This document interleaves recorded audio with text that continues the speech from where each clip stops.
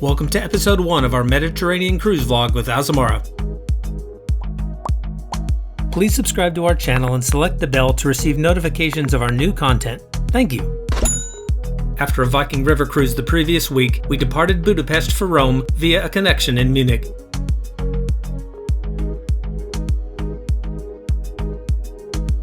After the taxi to our hotel, I set out to film an overview of it before we headed out.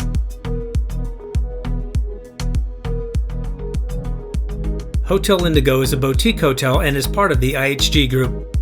It was wonderful and very conveniently located right in Rome's city center.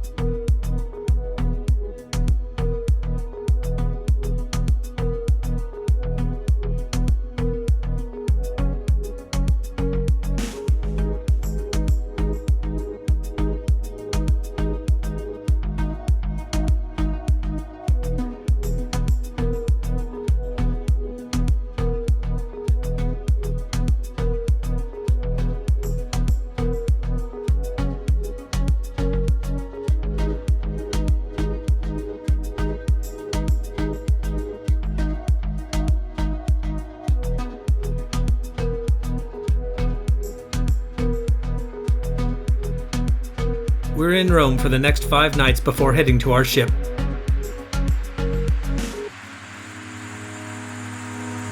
Our first stop was to Castle Dant'Angelo, built in 123 AD by Emperor Hadrian as a massive tomb for himself and his family. The castle is currently named for the Archangel Michael, whose appearance in 590 AD, according to myth, ended the plague that affected Rome.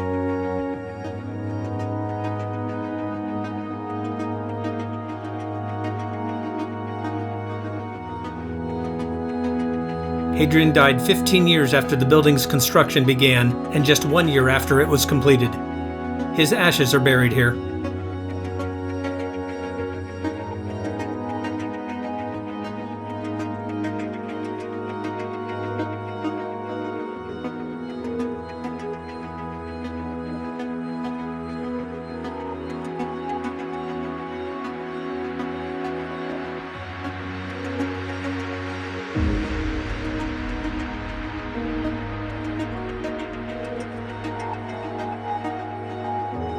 While originally a mausoleum, the castle's function changed several times during the Middle Ages, beginning in 401 AD when it was converted into a fortress.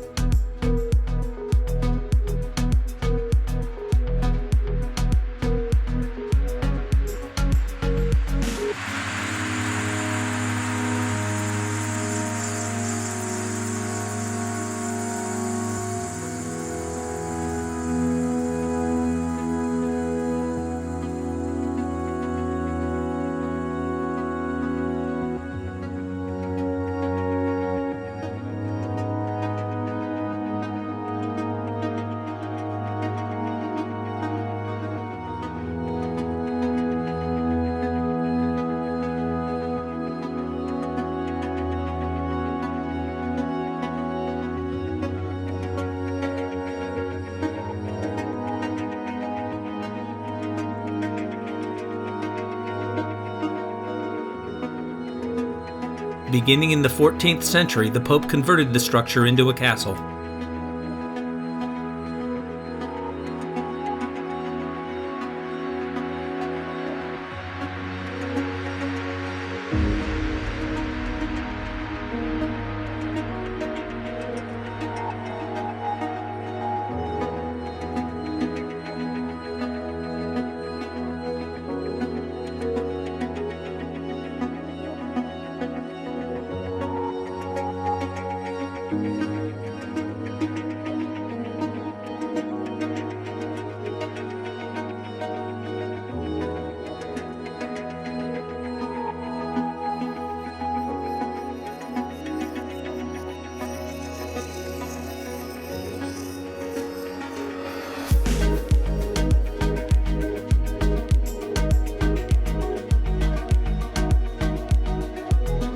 At the beginning of the 16th century, the castle was transformed into a much larger fortress.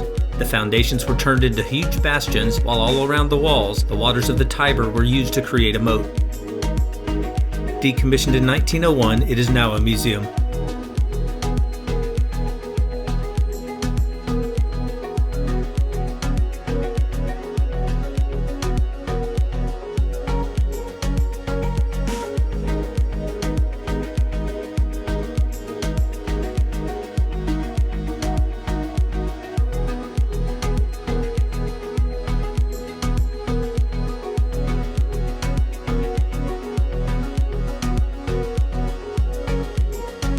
Be sure to make it up to the roof for an outstanding view overlooking Rome and Vatican City.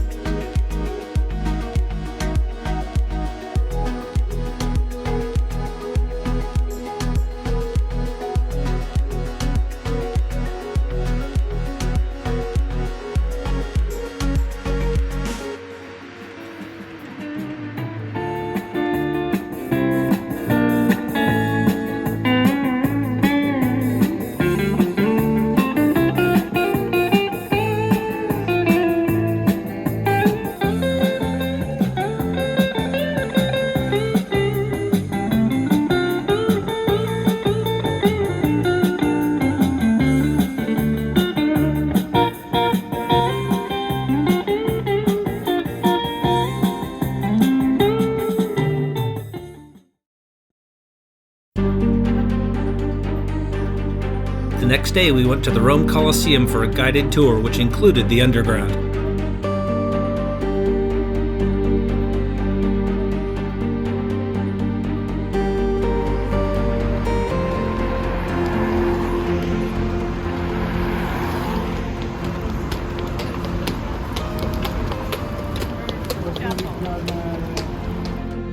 Construction of the Colosseum was initiated by Emperor Vespasian in 72 AD and opened by his son Titus in 80 AD. The opening ceremony lasted 100 days, during which people saw fights, shows, and hunts involving the killing of thousands of animals.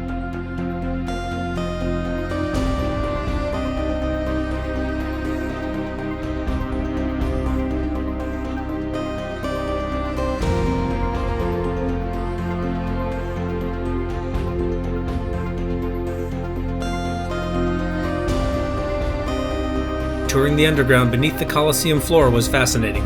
The floor was originally made of wood with trapdoors. 2 underground floors housed the lifts and hoists with their counterweights, used to hoist up animals and gladiators who burst into the arena through the floor.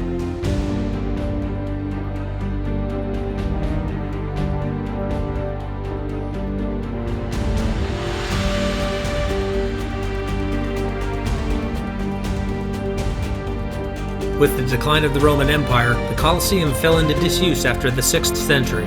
It later housed hospitals, hermits, workshops, and was even used as a cemetery.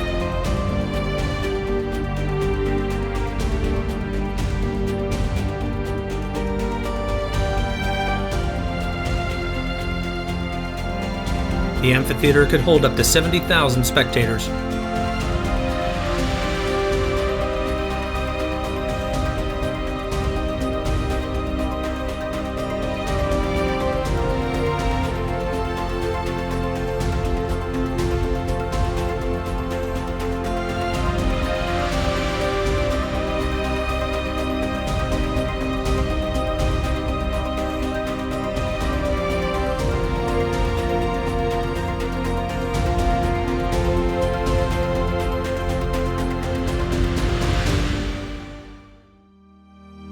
We next visited Palatine Hill, just a few hundred meters from the Colosseum.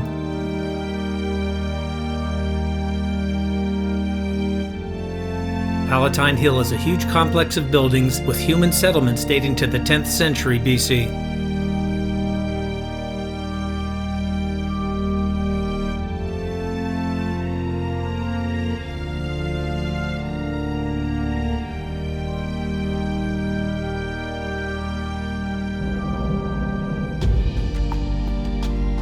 Palatine Hill is widely regarded as the complex at which the Roman Empire was founded.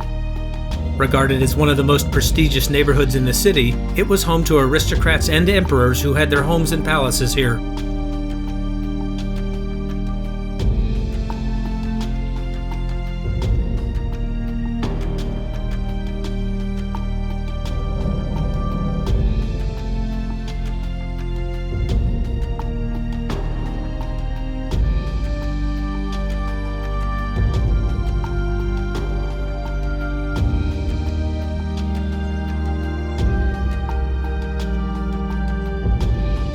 The views can't be beat.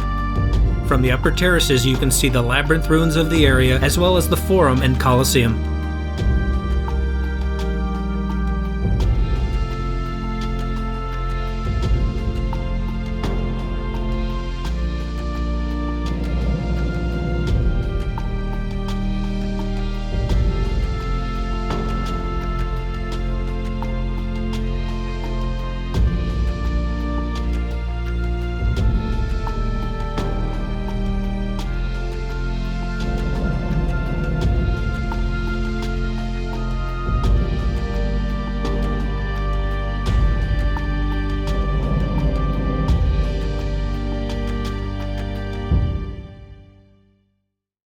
We began the next day with a visit to Trevi Fountain.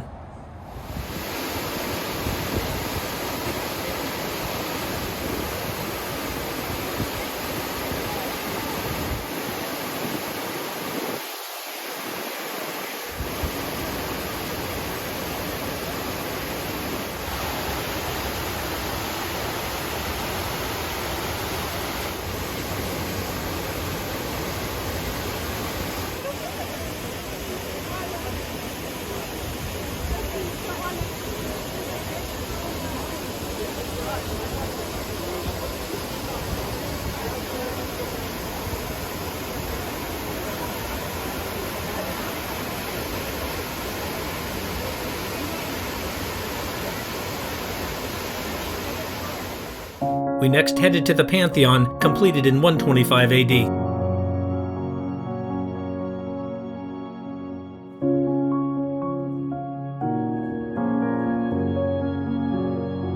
The dome, a 43-meter diameter at its base, is supported by a series of arches. At top, a 9-meter diameter oculus provides the main source of light for the entire building. As the dome's layers were built up, each layer got progressively lighter material to avoid collapse. It is the largest unsupported dome in the world.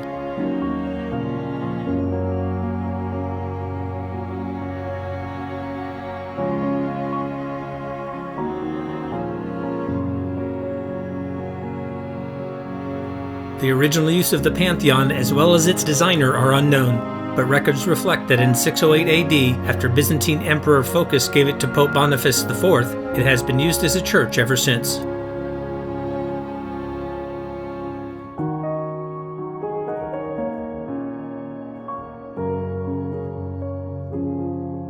The oculus is never covered, therefore rainwater runs off the slightly convex floor to the still functioning Roman drain pipes underneath. Our final stop was St. Peter's Basilica in Vatican City.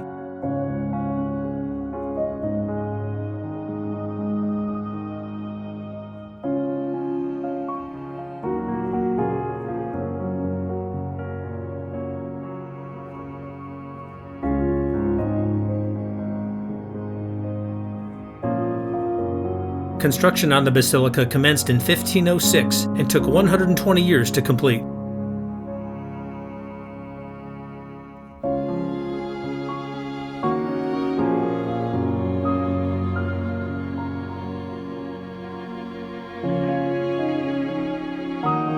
The basilica is 136 meters high.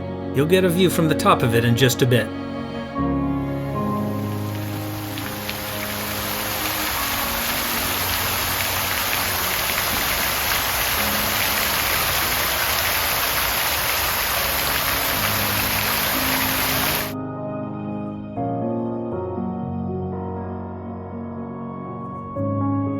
St. Peter's measures nearly 23,000 square meters inside.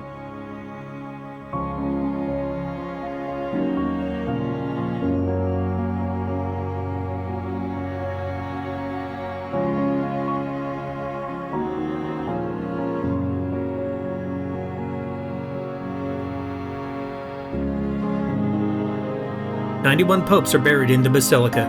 The most recent is Pope John Paul II, who died in 2005.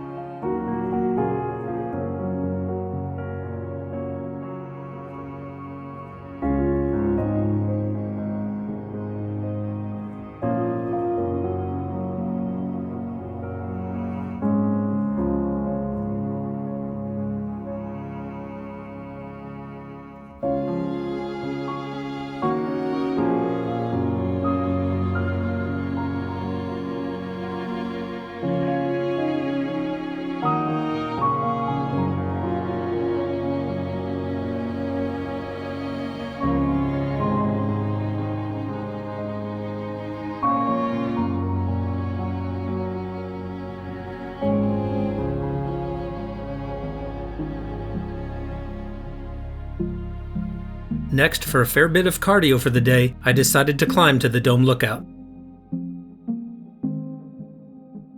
There are 551 steps to climb to the top. A lift covering the first 231 steps is available to the base of the dome.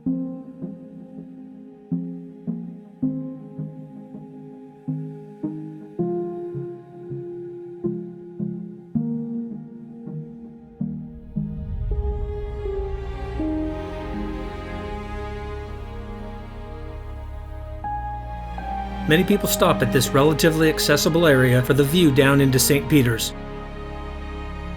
Those who choose to continue are in for a bit of a squeeze. From the base of the dome, 320 steps are required to get to the lookout, along circular and ever-narrowing switchback-type staircases.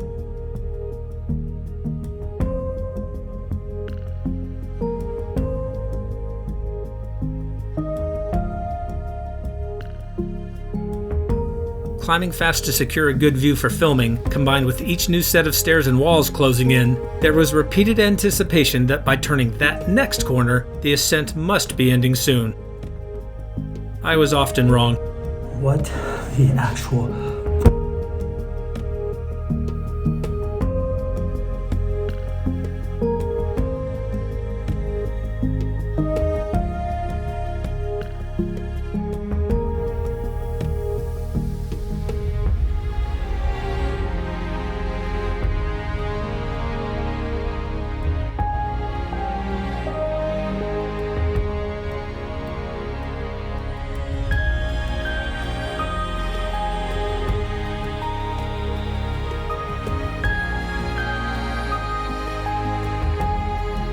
Finally, one more set of stairs to go for outstanding 360-degree views of Vatican City and Rome.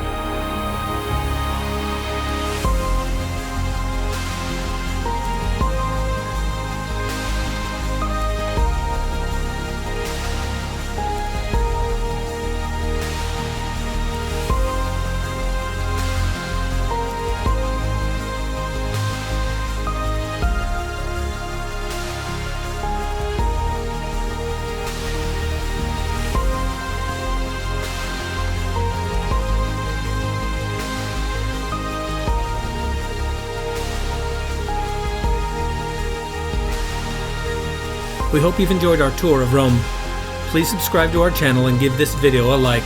Thank you.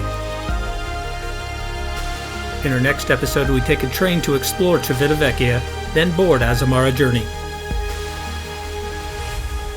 Thank you for watching.